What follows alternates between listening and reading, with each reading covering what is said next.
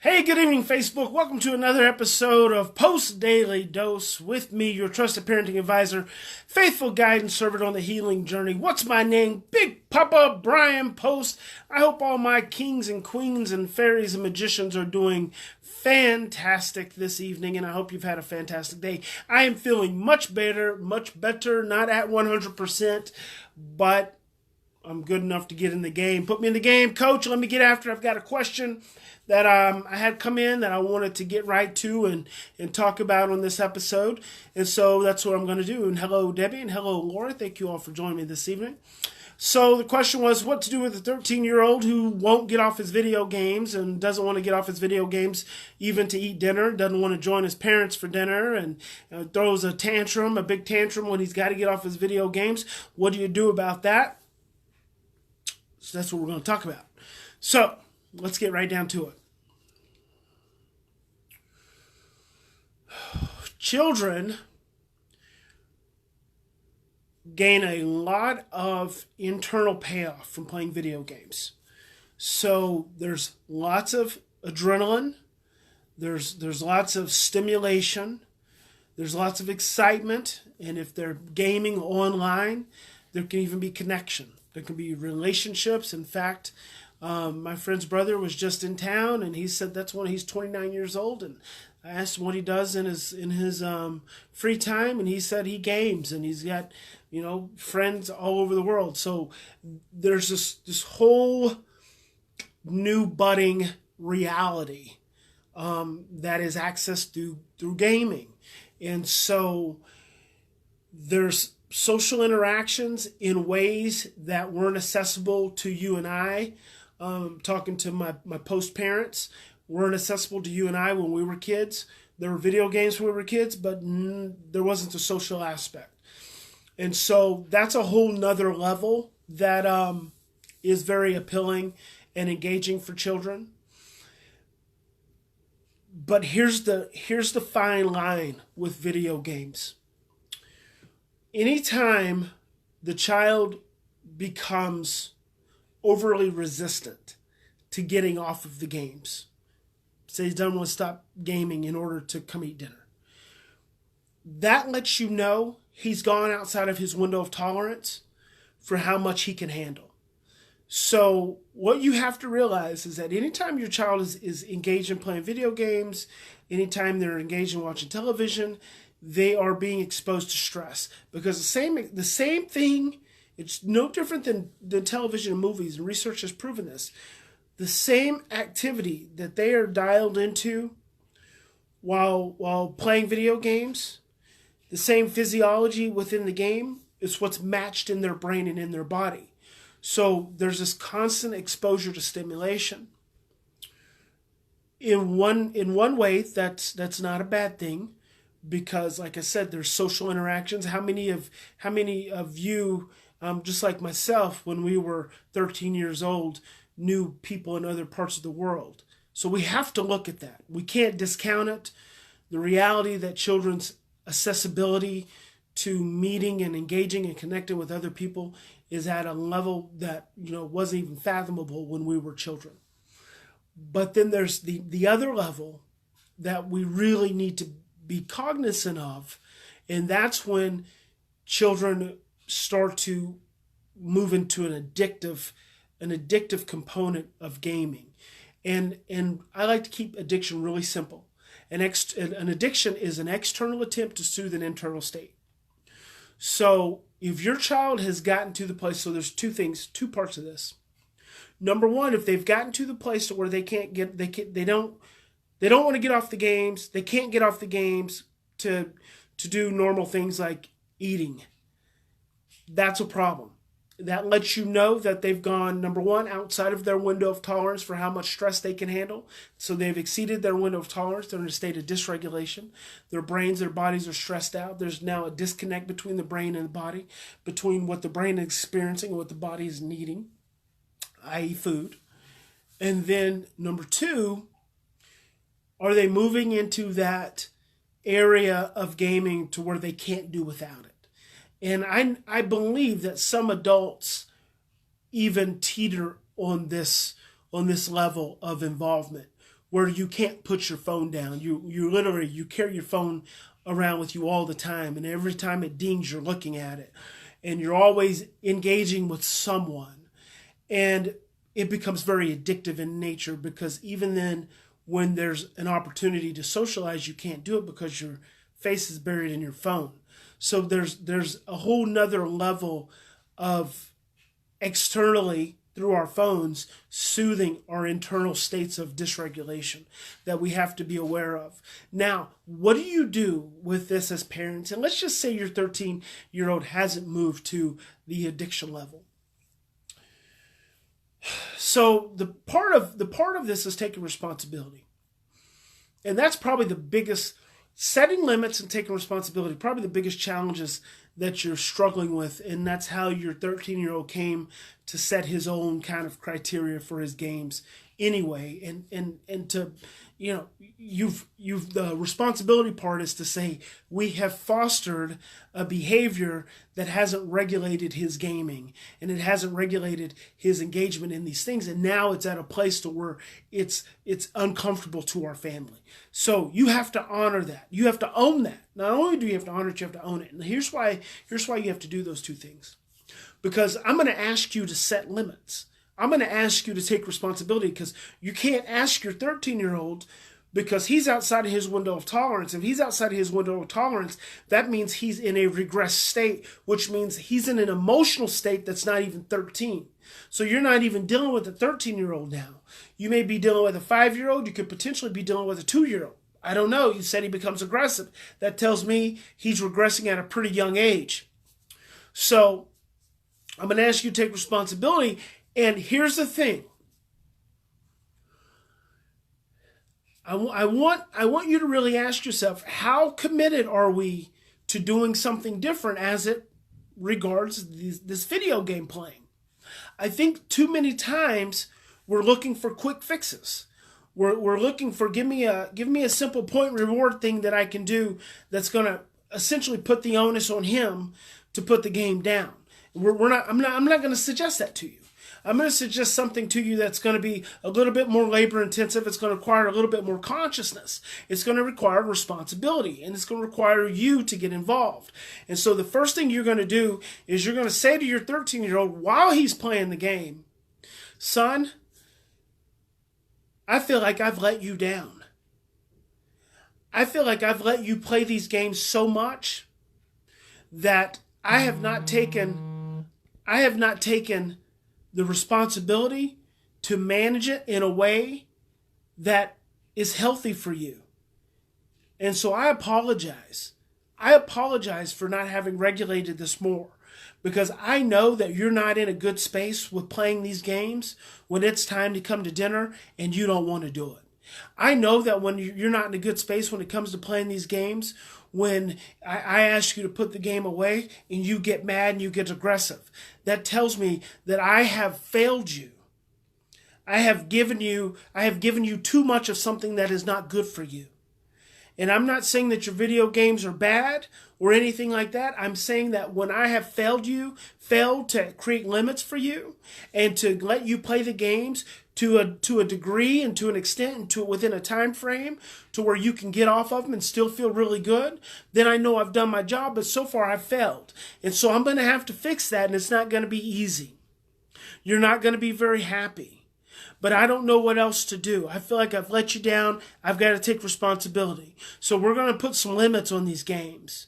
And I'm sorry. I apologize right up front, because I should have put more limits on it up to this point, and we wouldn't be in this place. So this is my fault. This is not about you.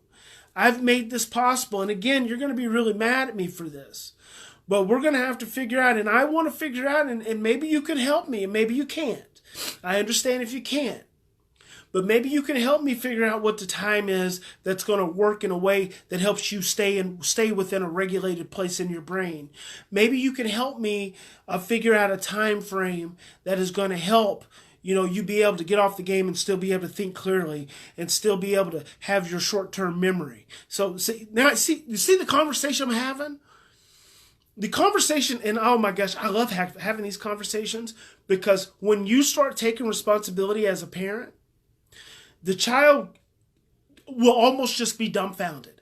They'll be like, what the hell's going on?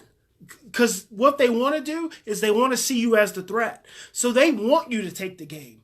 They want you to, get mad at them and punish them and give them a consequence, because then you're the threat. And guess what? They learn nothing. But when you take responsibility and you say, look, I've let you down. I've allowed this to go on to a point that you can't even control it, and it's not even fair for you to have to control it. I'm the parent. I should have been more responsible. But I haven't been. And that sucks for both of us. So now we're probably going to have to feel really bad. Because I feel bad when you feel bad. And so I know that when we start putting some limits on these games, you're going to get really mad. And that makes me sad. But you have every right to be really angry. And I want you to be angry with me because I'm the one who let you down. And you can tell me how much I let you down. I deserve to hear that. And that's going to make me sad. But I know you need to get that out. And I know that you need to feel like, as a parent, I can keep you safe. And I truly do know what's in your best interest. So I'm going to let you help me establish the limits. Right? So tomorrow, this is what we're going to do. And, don't be an asshole about it. If you've been letting your kid play 4 or 5 hours of games, don't cut them back to 1 hour, because you're not going to be able to keep that limit. You're not going to be able to. I don't believe in setting yourself up for failure, because your kid's not going to like it. So you've got to accept that. Okay, you accept it by taking responsibility for the fact that you let him play too much to begin with. So he's not going to like it. So what I encourage you to do is back it down. Back it down to a level that's reasonable, because he is 13. He's not a 2-year-old. He becomes a 2-year-old when he has too much. So a point that's reasonable, but then you've got to set a limit and say, here's how limits work. That's all you're really dealing with video games and his reactions. Is you say, okay, now you've been on 4 hours a day, and measure it. Tomorrow, here's what I want you to do. Tomorrow, nothing's going to change. I need to measure exactly how much I've been allowing you to play. See, this is a process. See, everyone wants to jump in and give this quick consequence or this quick reward.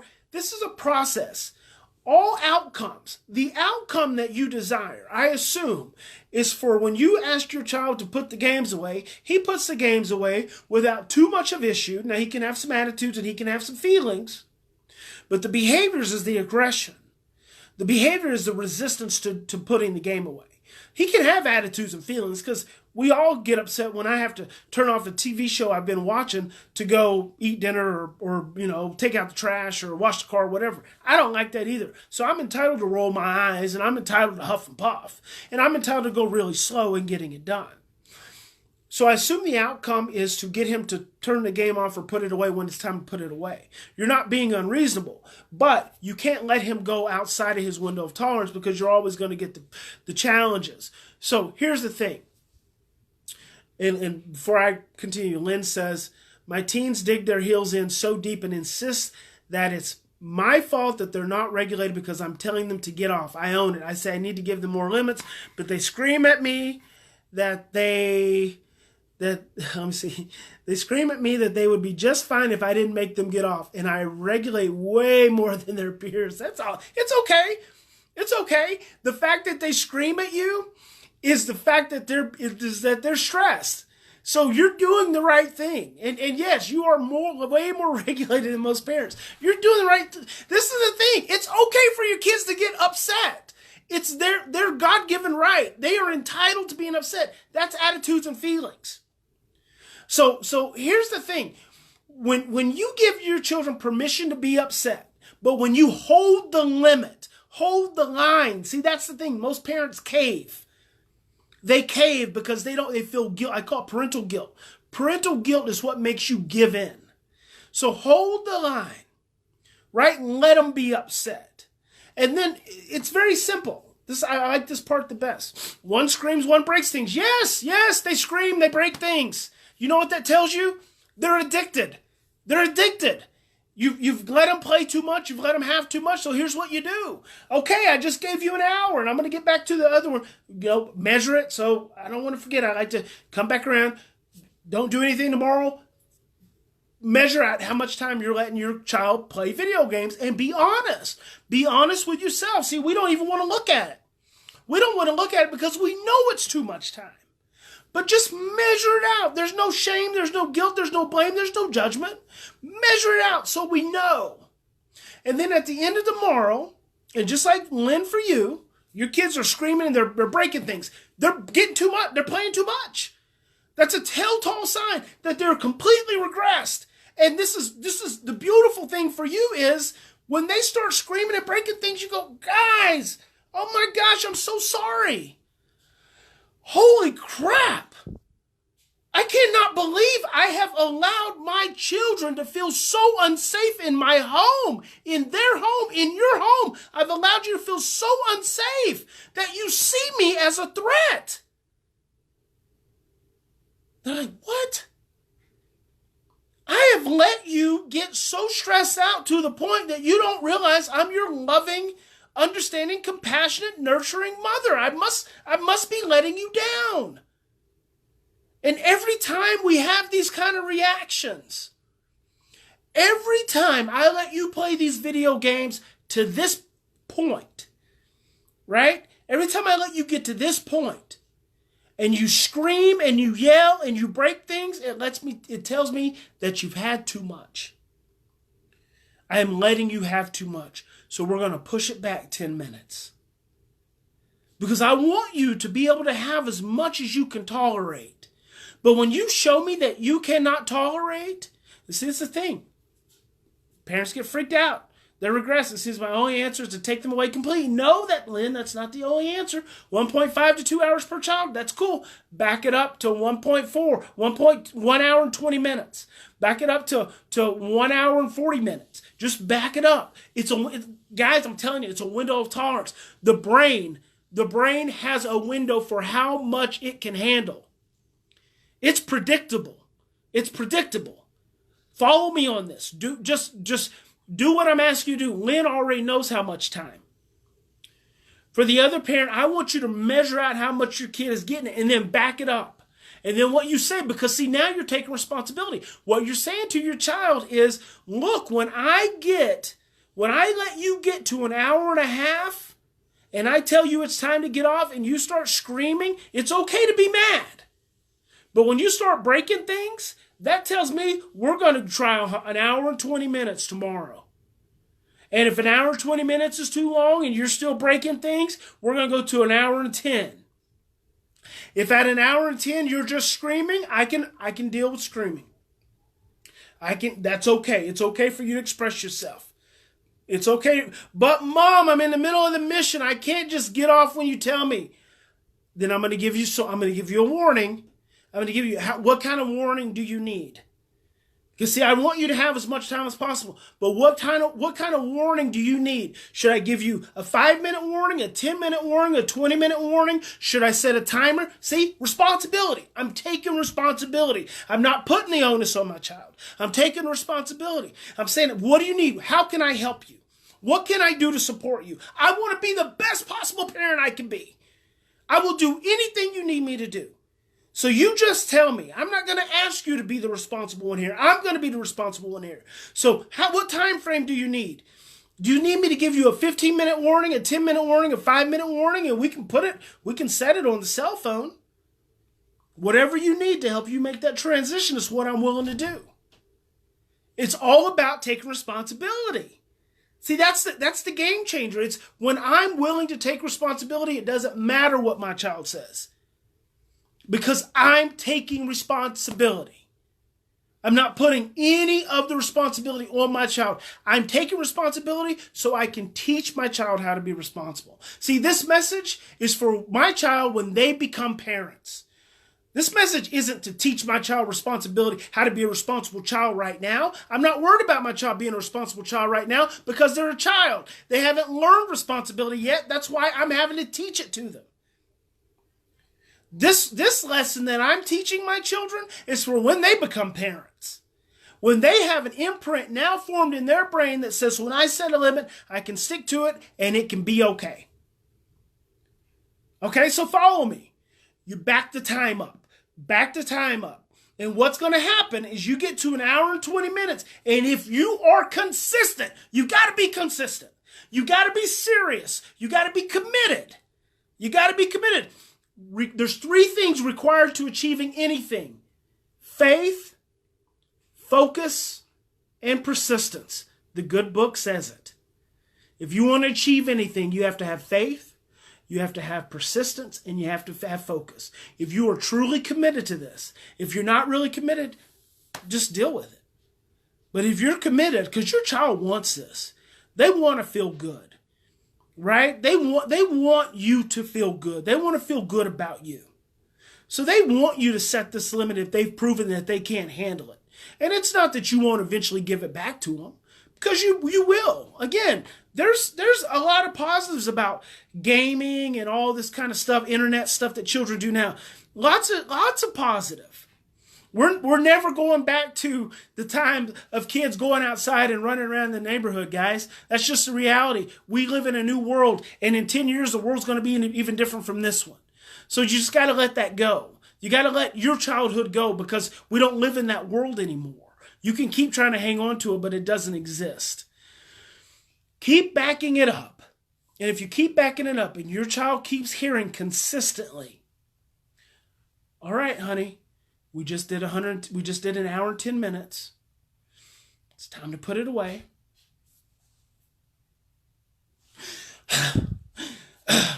Okay, 5 more minutes.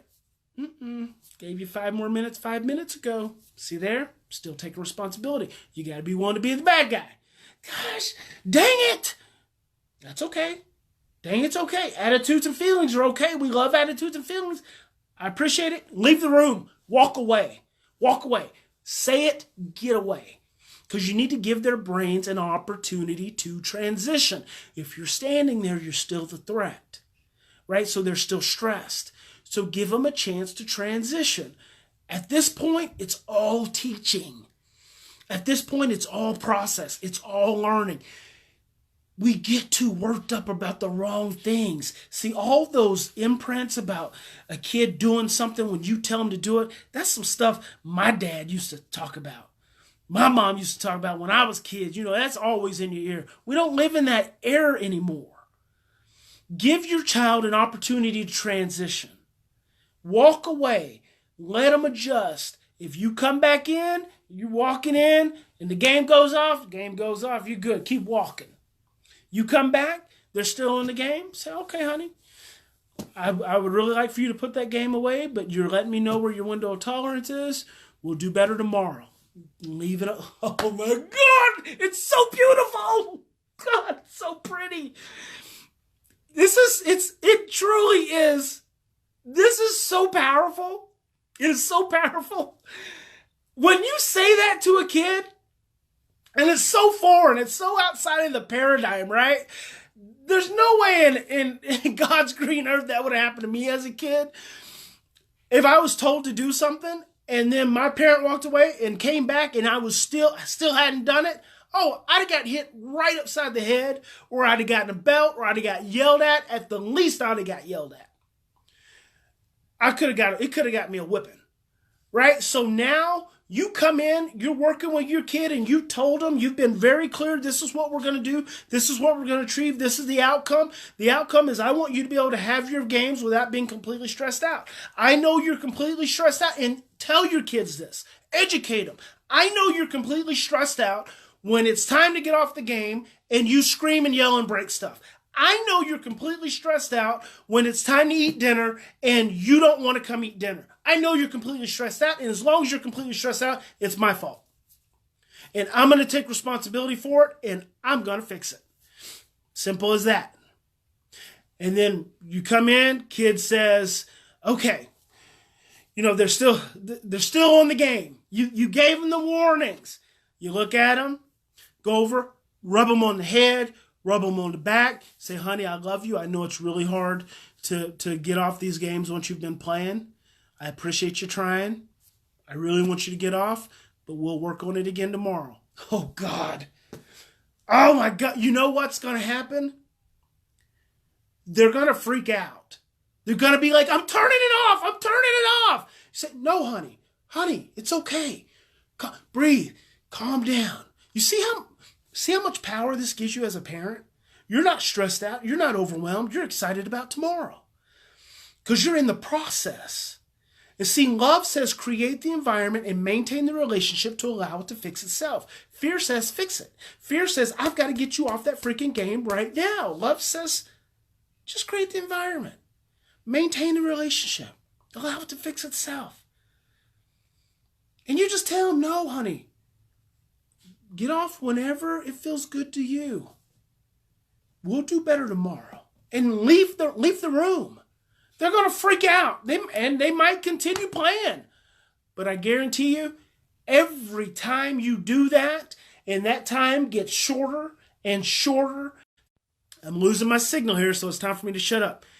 Stress causes confused and distorted thinking and suppresses the short-term memory. So you're trying to teach your child. You're trying to teach them.